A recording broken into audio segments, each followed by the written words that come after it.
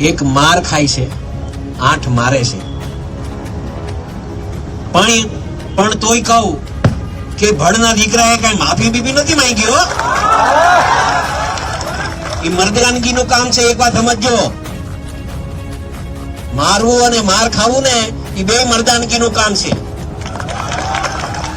છેતરીને મારવાના પ્રયત્ન કર્યા, છેતરીને,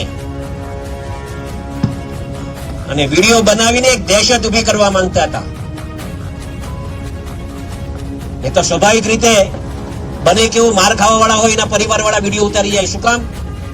કે ભાઈ આ મારવા વાળો હતો. પણ આ લોકો તો પોતે મારે, પોતે વિડીયો બનાવે.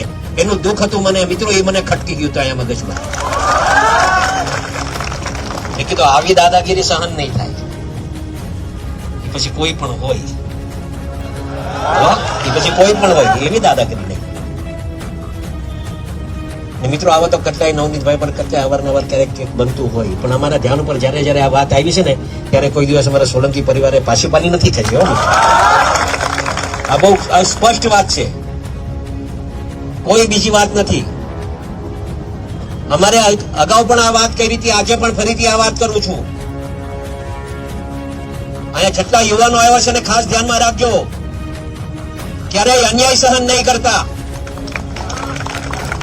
આપણે કોઈ પર અન્યાય નથી કરવો, પણ અન્યાય સહન કરવું ને એ બહુ મોટું પાપ છે.